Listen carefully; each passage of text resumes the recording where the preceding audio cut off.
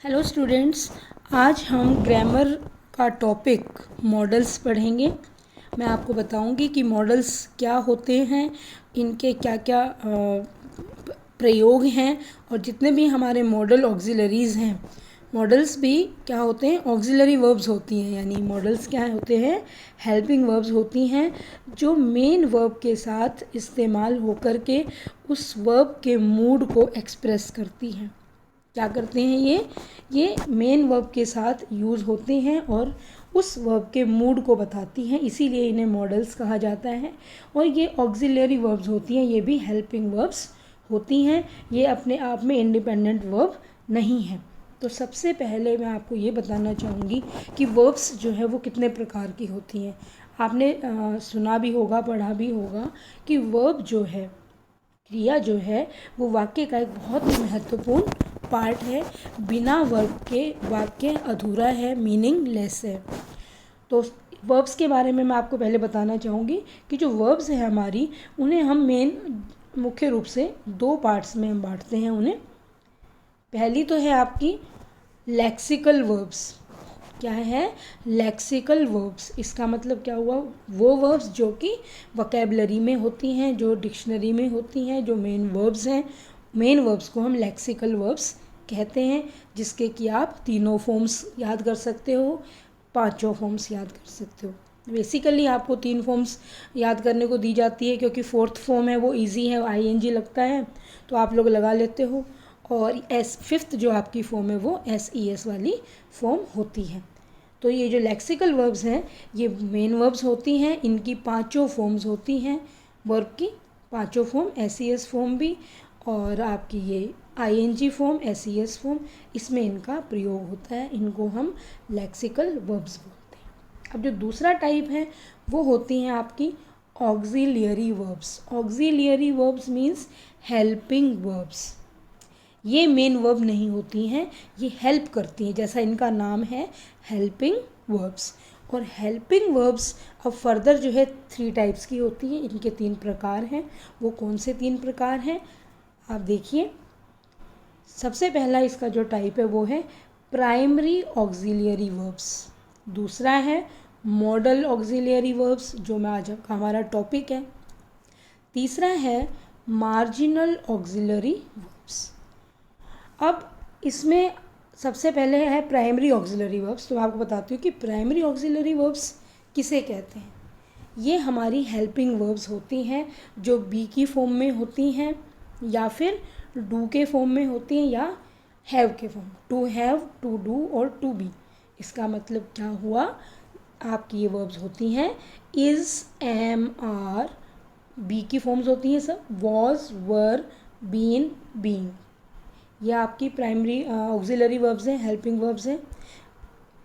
इसी तरह has, have, had, do, does, did, these all are your helping verbs.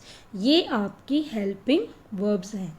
तो याद रहेगा आपको कि हमारी जो प्राइमरी हेल्पिंग वर्ब्स है वो क्या हैं, is, am, are, was, were, be, been, being, has, have, had, do, does, did. ये आपकी हेल्पिंग वर्ब होती हैं, जो मेन वर्ब के साथ आती हैं। लेकिन ये जो वर्ब्स होती हैं ये सब्जेक्ट पर निर्भर करती हैं। इस पर, सब्जेक्ट पर ये डिपेंड करती हैं। इनकी फॉर्म सब्जेक्ट के अकॉर्डिंग चेंज होती है। जैसे अगर आप प्रेजेंट टेंस में लिख रहे हैं और आपका सब्जेक्ट ही, शी, इट है या थर्ड पर्सन सिंगुलर है तो आप इज़ लगाएंगे, या इनमें डू, डज, डिड की ज़रूरत हुई तो आप वहाँ डज लगाएंगे। लेकिन अगर आपका सब्जेक्ट प्लूरल है तो आप उसमें आर लगाएंगे। अगर आपका सब्जेक्ट आई है तो आप एम लगाएंगे।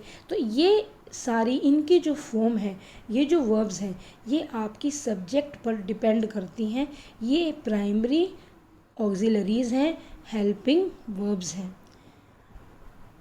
दूसरी आती है आपकी marginal auxiliary verbs. Marginal auxiliary verbs जो हैं वो क्या हैं कि जो दोनों तरह से मॉडल्स के रूप में भी यूज़ होती हैं और मेन वर्ब्स की तरह भी यूज़ होती हैं, इसलिए इनका नाम मार्जिनल ऑक्सिलरी वर्ब्स रखा गया। जैसे कि डेयर और नीड, ये मेन वर्ब के रूप में यूज़ होती हैं और ये कभी कभी मॉडल्स के रूप में भी यूज़ होती हैं, इसी तरह यूज़ टू। तो ये सब क्या हैं आपके, इसीलिए इनको मार्जिनल ऑक्सिलरी वर्ब्स नाम दिया गया है। अब आता है मेन जो हम आज पढ़ेंगे, मॉडल ऑक्सिलरी वर्ब्स। मॉडल्स ये क्या है, मूड को बताते हैं। ये हेल्पिंग वर्ब्स होती हैं जो मेन वर्ब के साथ इस्तेमाल होती हैं और उस वर्ब के मूड को बताती, मतलब ये बताती हैं कि वो जो वाक्य है, वो जो वर्ब है, वो क्या इंडिकेट कर रही है। कोई पॉसिबिलिटी है, कोई रिक्वेस्ट है, कोई कमांड है, कोई संभावना है, या कोई आपकी परमिशन है। इस तरह के भावों को एक्सप्रेस करने वाली वर्ब्स जो हैं, जो भी हेल्पिंग वर्ब्स हैं, उन्हें हम मॉडल्स कहते हैं।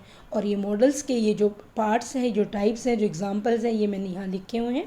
क्या क्या हैं आपके, can, could, may, might, shall, should, will, would, must, ought.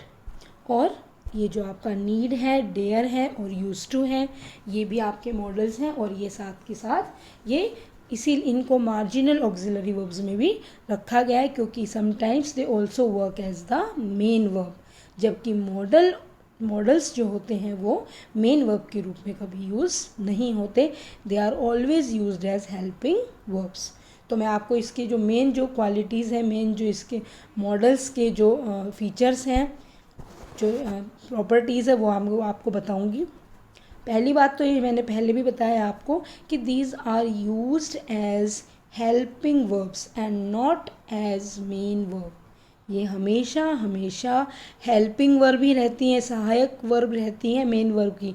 Independent verb ये कभी नहीं होती, मेन वर्ब ये मॉडल्स कभी नहीं होते।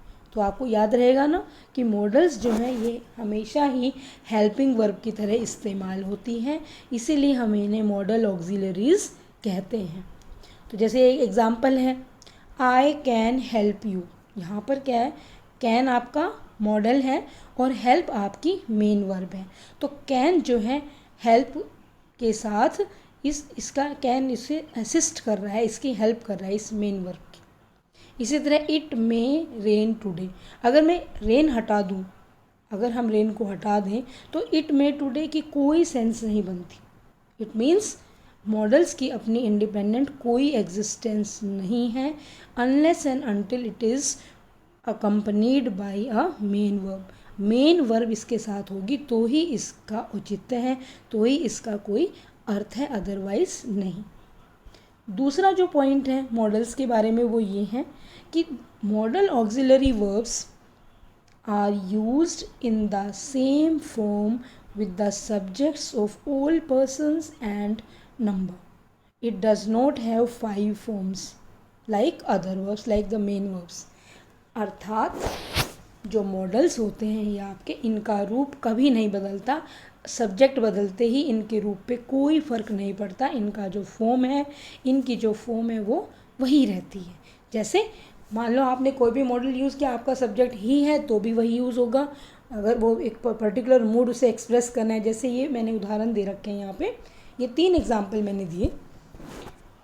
यू मे गो, तुम जा सकते हो। यहाँ पर क्या है, परमिशन देने का भाव व्यक्त किया जा रहा है। मे आपका मॉडल हो गया, गो आपकी मेन वर्ब होगी। यू मे गो, आपका सब्जेक्ट यू था तो भी मे इस्तेमाल हुआ, अनुमति का भाव एक्सप्रेस करना है। आपका सब्जेक्ट दे हुआ तो भी मे ही आया, मे पे कोई इफ़ेक्ट नहीं पड़ा। इसी तरह आपका सब्जेक्ट ही हुआ तो भी वो मे ही रहा। इससे ये पता चला कि हमारा जो सब्जेक्ट है, जो हमारे तीनों सब्जेक्ट थे, यू, दे और ही, ये बदलने पर भी जो हमारा मॉडल था मे, वो मे ही रहा, इस पर कोई भी फ़र्क नहीं पड़ा। तो आपको ध्यान रहेंगी अब मॉडल्स की जो क्वालिटीज़ हैं, जो बात है, पॉइंट्स हैं उससे रिलेटेड, वो क्या है कि ये हमेशा हेल्पिंग वर्ब के रूप में यूज़ होती है। दूसरा, इनके ऊपर किसी भी सब्जेक्ट या नंबर का कोई इफ़ेक्ट नहीं पड़ता और इसकी कोई 5 फॉर्म्स नहीं होती जो सब्जेक्ट के अनुसार बदले या टेंस के अनुसार बदले। ये हमेशा हमेशा एक जैसे ही रहते हैं, सिर्फ ये मूड को एक्सप्रेस करते हैं। तो चलिए अब मैं सबसे पहले आपको कैन एक आपका मॉडल है, इसके यूज़ बताती हूँ कि इनके रूल्स, कि आप इस कैन को कहाँ पर यूज़ कर सकते हैं। ये जो आपका मॉडल है कैन, अब कैन का जो फर्स्ट जो यूज़ है वो है to express power, ability and capacity.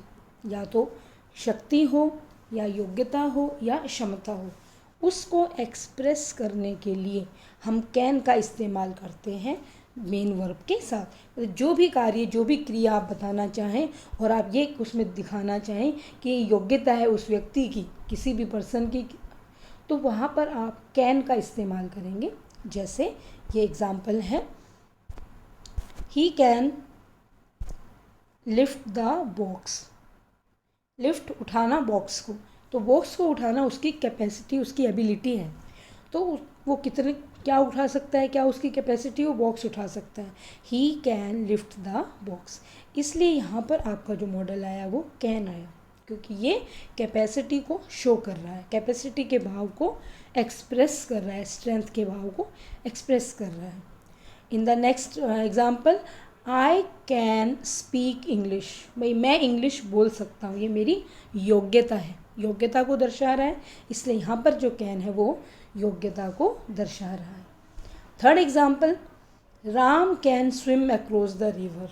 Ram जो है नदी के साथ, नदी को तैर कर पार कर सकता है, नदी में तैर सकता है। तो यहाँ पर क्या हुआ, राम की ये क्षमता है, कैपेसिटी है उसकी, इसलिए कैन का इस्तेमाल। Now the second rule about the use of can, जहाँ हम कैन का इस्तेमाल कर सकते हैं, वो दूसरा जो इसका जो यूज़ है वो क्या है, टू एक्सप्रेस थ्योरेटिकल पॉसिबिलिटी। किसी भी थ्योरेटिकल यानी कि सैद्धांतिक संभावना को एक्सप्रेस करने के लिए, व्यक्त करने के लिए हम इसका इस्तेमाल करते हैं। जैसे ये जो आपका सेंटेंस है, जैसे everyone can make a mistake, हर कोई गलती कर सकता है। एक सैद्धांतिक संभावना है कि किसी से भी गलती हो सकती है, तो यहाँ पर इसको व्यक्त करने के लिए कैन का इस्तेमाल हुआ। सब कहते हैं कि बिजली जो है खतरनाक हो सकती है, तो इलेक्ट्रिसिटी कैन बी डेंजरस। ये दोनों ही क्या हैं, आपकी थ्योरेटिकल पॉसिबिलिटी यानी कि सैद्धांतिक संभावना। तो कैन के जो दो यूज़ थे वो क्या हुए, एक तो क्षमता, योग्यता या ताकत को रिप्रेजेंट एक्सप्रेस करने के लिए, दूसरा सैद्धांतिक संभावना के लिए। अब हम अगला मॉडल देखते हैं, उसके यूज़ के बारे में पढ़ेंगे। Use of could. अब हम कुड को कहाँ यूज़ कर सकते हैं। सबसे पहली बात तो ये कि कैन की जो पास्ट फॉर्म होती है वो कुड होती है। तो इसका पहला जो इस्तेमाल है, पहला जो यूज़ है वो क्या है कि ये कैन की पास्ट टेंस के रूप में इनडायरेक्ट स्पीच में इसका यूज़ होता है। As the past tense form of can in indirect speech. Indirect speech में जब आप डायरेक्ट से इनडायरेक्ट बनाते हो, नरेशन चेंज करते हो, वहाँ पर अगर आपका डायरेक्ट स्पीच में कैन है तो इनडायरेक्ट बनाते वक्त वो कुड में कन्वर्ट हो जाएगा। इसका फर्स्ट एंड फॉरमोस्ट यूज़ जो कुड का है वो ये है। जैसे एग्जाम्पल दे रखा है मैंने, मान लो आपका डायरेक्ट स्पीच का जो सेंटेंस है वो ये है, he said I can beat you. Direct था आपका। अब आप इसे जब इनडायरेक्ट बनाएंगे तो देखिए ये कैन जो है ये कुड में कन्वर्ट हो जाएगा, क्योंकि ये पास्ट टेंस का आपके रिपोर्टिंग वर्ब पास्ट में है, इसने कन्वर्ट किया, आपने इसको इनडायरेक्ट में चेंज किया तो ये कुड हो गया। इसी तरह जो नेक्स्ट सेंटेंस एग्जाम्पल है वो भी यही है। डायरेक्ट स्पीच में था I said I can solve this sum, I said that I could solve that sum, तो कैन का क्या हो गया, कुड हो गया। तो इसका एक यूज़ ये हो गया कि डायरेक्ट से इनडायरेक्ट बनाते वक्त कैन के पास्ट टेंस फॉर्म के रूप में इसका इस्तेमाल होता है। अब इसका जो दूसरा यूज़ है वो क्या है, to express past ability, power, capacity. जैसा कि कैन के इस्तेमाल थे, कैन में आपने पढ़ा था, अगर आपको कैन के रूल्स आ गए तो कुड को आप इजीली यूज़ कर सकते हैं। कैन में भी यही था, योग्यता, पावर, शक्ति, क्षमता को एक्सप्रेस करने के लिए था। अब कुड भी है ये, लेकिन अंतर क्या है, यहाँ पर आप पास्ट की किसी योग्यता को, किसी क्षमता को, किसी ताकत के भाव को एक्सप्रेस करना है तो आप पास्ट वाले में ही कुड का यूज़ करेंगे, अदरवाइज़ प्रेजेंट है तो आप उसमें कैन का इस्तेमाल करेंगे।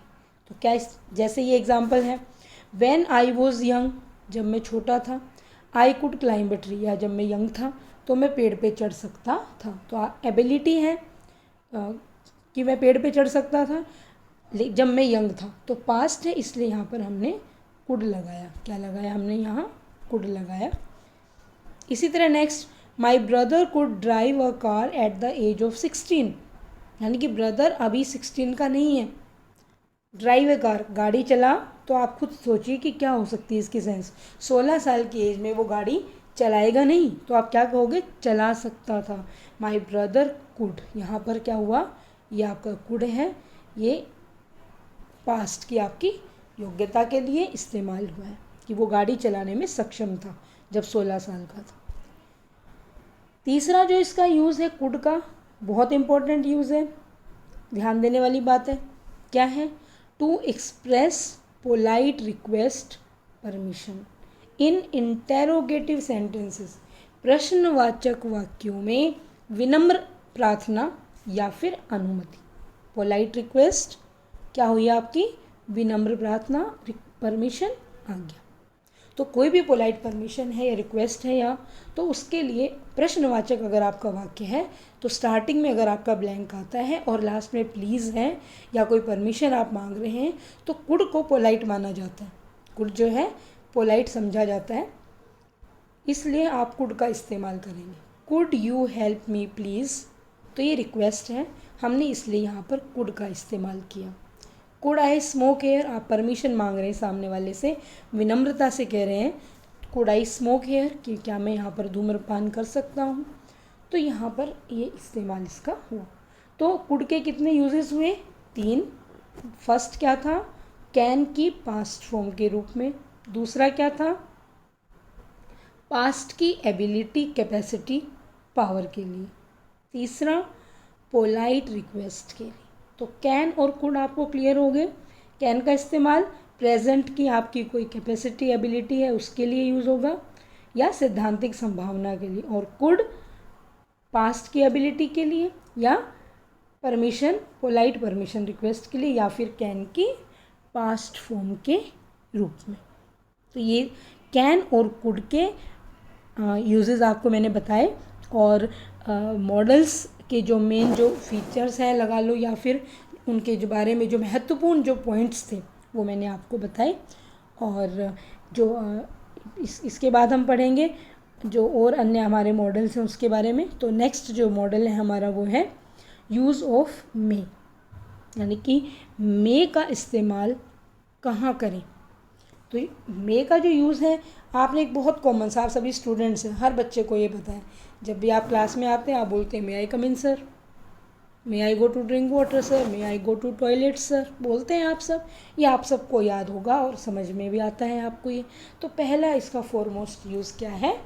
परमिशन देने के लिए और परमिशन लेने के लिए। जैसे मे आई यूज़ योर पेन, क्या मैं आपका पेन इस्तेमाल कर सकता हूँ? मे I come in sir, yes you may कम। अगर मान लो आपका टीचर आपको कहे आंसर दे, आपने कहा मे I come in sir, yes you may कम, तो यहाँ पर देखो परमिशन देने के लिए भी इसका इस्तेमाल हुआ और परमिशन मांगने के लिए। इसी तरह यू मे गो नाउ, तुम अब जा सकते हो, ये परमिशन का जो भाव है ये आपको क्लियर होगा मे का इस्तेमाल। नेक्स्ट जो मे का यूज़ है वो है टू एक्सप्रेस पॉसिबिलिटी, संभावना। तो संभावना के लिए भी मे का इस्तेमाल होता है। जैसे हम कहें कि आज क्लाउडी है, बादल है, इट मे रेन टुडे, तो क्या मॉडल यूज़ किया हमने यहाँ पर? हमने यहाँ पर किया मे, पॉसिबिलिटी, संभावना के लिए। इट मे बी ट्रू, ये सच हो सकता है, मीन्स संभावना हमें जताई जा रही है कि ये बात सच हो सकती है, तो मे पॉसिबिलिटी के लिए हो गया। अगला इसका यूज़ है वो है to express wish, pray, bless, curse, यानी कि इच्छा, प्रार्थना, आशीर्वाद, अभिशाप, इन सब को व्यक्त करने के लिए मेन वर्ब के साथ आप मे का इस्तेमाल करेंगे। और ज़्यादातर ये कहाँ इस्तेमाल होता है प्रे और इसका? ऑप्टेटिव सेंटेंसेस में, यानी कि आपने किसी को विश किया है, किसी के लिए कोई इच्छा रखी है, उस तरह के वाक्यों में, कोई दुआ है उनमें स्टार्टिंग में ही इसका इस्तेमाल वहाँ पर होगा। जैसे may you live long, may you prosper in life, आप आशीर्वाद दे रहे हैं, मे गॉड ब्लेस यू, ये भी आप प्रार्थना कर रहे हैं, आशीर्वाद दे रहे हैं, विश कर रहे हैं। May you succeed in life, wish कर रहे हैं आप। तो इन सब सेंटेंसेस में क्या है, मे का इस्तेमाल हुआ है और बहुत बहुत इम्पोर्टेंट है एग्ज़ाम पॉइंट ऑफ व्यू से।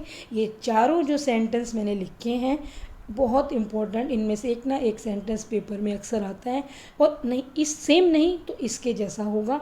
लास्ट में एक्सक्लेमेशन का मार्क होगा ये वाला, और स्टार्टिंग में ब्लैंक है, और कोई इच्छा है, कोई अभिलाषा है, कोई प्रार्थना है, कोई गॉड का जिक्र है, कोई, तो आप समझ जाएं कि आपको यहाँ पर मे फिल करना है। और कहा जाए कि भाई मॉडल भरो, तो आप क्या भरोगे वहाँ पर, मे। चौथा जो इसका रूल है इस्तेमाल करने का कि हम इसे कहाँ यूज़ करेंगे मे को, वो है to express purpose in a sentence where the principal clause is in present tense and subordinate clause starts with so that in order that। देखिए कई वाक्य मिश्रित वाक्य होते हैं आपके, कंपाउंड कॉम्प्लेक्स सेंटेंस होते हैं, उसमें क्या होता है वाक्य दो भाग में बटा होता है। एक होता है प्रिंसिपल क्लोज जो मेन आपका वाक्य का भाग होता है, दूसरा होता है सबऑर्डिनेट जो प्रिंसिपल क्लोज पे डिपेंड होता है। अगर आपका सबऑर्डिनेट क्लोज यानी कि बाद वाला हिस्सा सो डैट से शुरू हो या इन ऑर्डर डैट से शुरू हो, तो वहाँ पर हम मे लगाएंगे। कैसे, वी ईट, यहाँ पर क्या है, एक सेंटेंस है, देखिए ये वी ईट तो आपका प्रिंसिपल क्लोज हो गया, और वी मे लिव जो है ये हो गया आपका सबऑर्डिनेट, बीच में सो डैट से आपका वाक्य जुड़ा। तो अगर किसी वाक्य में सो डैट आ जाए तो सबऑर्डिनेट क्लोज में मे का इस्तेमाल होगा, क्योंकि यहाँ पर ये पर्पज़ को दर्शा रहा है, उद्देश्य। हम खाते हैं ताकि हम जिंदा रह सकें, तो पर्पज़ हुआ हमारा उद्देश्य। किसके लिए यूज़ होगा ये, उद्देश्य के लिए ये यूज़ होगा। इसी तरह यहाँ पर भी उद्देश्य के लिए यूज़ है, आई वर्क हार्ड सो डैट या इन ऑर्डर डैट, दोनों में से कोई भी एक आएगा तो आप में ही इस्तेमाल करोगे। आई मे सक्सीड, मैं मेहनत करता हूँ ताकि मैं सफल हो सकूँ। I work hard so that I may pass, you work hard so that you may pass. तो ये सब क्या है, अगर वाक्य में सो, यानी इसका जो क्लू वर्ड है, जो हिंट है वो क्या है, आपको वाक्य में जहाँ कहीं भी अगर किसी सेंटेंस में सो डैट दिख जाए, सो डैट के बाद जो सब्जेक्ट होगा उसके तुरंत बाद आपको मे फिल करना होगा। तो इसका बहुत ही कॉमन, बहुत ही इम्पॉर्टेंट यूज़ जो मे का है वो सो डैट। तो मे के मैंने आपको 4 यूज़ बताए। पहला बताया था परमिशन के लिए, आपको वैसे टिप्स पे है ये बात। दूसरा जो बताया था वो था आप किसी को विश कर रहे हैं, किसी के लिए प्रार्थना कर रहे हैं, किसी को कोई अभिशाप दे रहे हैं, तो उसके लिए स्टार्टिंग में मे आ जाएगा, जैसे may God bless you, may you succeed in life. एक इसका यूज़ सो डैट वाले सेंटेंस में इसका इस्तेमाल होगा। और चौथा है टू एक्सप्रेस पॉसिबिलिटी, संभावना, इच्छा, प्रार्थना, पर्पज़ के लिए, ये आपके यूज़ मे के थे। अब मैं बताऊंगी यूज़ ऑफ माइट। माइट क्या है, मे की पास्ट फॉर्म माइट होती है। तो मे के बाद हम अब माइट के यूजेस को पढ़ेंगे। तो क्या है माइट का, जैसे आपने कैन से कुड में जो डिफरेंस देखा तो वही यहाँ पर है। माइट को हम मे के पास्ट टेंस फॉर्म के रूप में यूज़ करेंगे इनडायरेक्ट स्पीच में। आपका स्पीच इनडायरेक्ट होगा तो आप वहाँ पर डायरेक्ट से इनडायरेक्ट बनाओगे, और डायरेक्ट में अगर मे है तो आप उसे इनडायरेक्ट में कन्वर्ट करते वक्त माइट। जैसे he said you may go now, he said that I might go then. देखो यहाँ पर मे का कन्वर्ट होके माइट बन गया। जैसे next he said may you live long, he wished that I might, देखिए मे का माइट हो गया, I might live long. Second जो यूज़ है वो है टू एक्सप्रेस स्लाइट पॉसिबिलिटी। देखिए अब अंतर मैंने आपको मे में बताया था, जब मे का हमने इस्तेमाल यूज़ बताया तो कहा था कि संभावना के लिए, तो यहाँ आपको मैं क्लियर करना चाहूँगी, अगर किसी कार्य के होने की संभावना ज़्यादा है तो आप मे लगाएंगे, अगर बहुत कम है तो आप माइट लगाएंगे। जैसे मैं कहूँ कि आसमान में हल्के फुल्के बादल हैं तो बारिश आने की संभावना कम हुई, तो आप क्या लिखोगे, इट माइट रेन टुडे। अगर मैं कहूँ it is cloudy, it may rain today. She might come late, आपको पता है कि उसके आने की संभावना, लेट आने की संभावना बहुत कम है तो आप माइट कह दोगे, ज़्यादा है तो शी में। तो कम संभावना के लिए, इसके लिए कम संभावना के लिए। नेक्स्ट है इसका, to express more politeness in permission और रिक्वेस्ट। बहुत ज़्यादा विनम्रता अगर किसी अनुमति या प्रार्थना में आपको लगानी है तो हम माइट का इस्तेमाल करेंगे। जैसे, और ये इंटेरोगेटिव सेंटेंस में, प्रश्नवाचक वाक्य में पोलाइटनेस अगर दर्शानी है तो स्टार्टिंग में ही आएगा, might I ask A question, कि क्या मैं प्रश्न पूछ सकता हूँ। विनम्रता के साथ आप कह रहे हैं क्या मैं प्रश्न पूछ सकता हूँ, तो ये इसका यूज़ हो गया। तो माइट के यूजेस क्या है, 3 यूजेस मैंने आपको बताए, ज़्यादा पोलाइट परमिशन या रिक्वेस्ट के लिए, मे के पास्ट टेंस के रूप में, और तीसरा क्या बताया था मैंने, तीसरा बताया था कम संभावना के लिए, फॉर स्लाइट पॉसिबिलिटी। तो ये कैन, कुड, मे और माइट के जो यूजेस हैं ये आपको आई होप क्लियर हो गए होंगे। तो जो इसके जो नेक्स्ट जो हैं मॉडल्स के जो यूजेस हैं वो मैं अभी आपको बताती हूँ नेक्स्ट वीडियो में।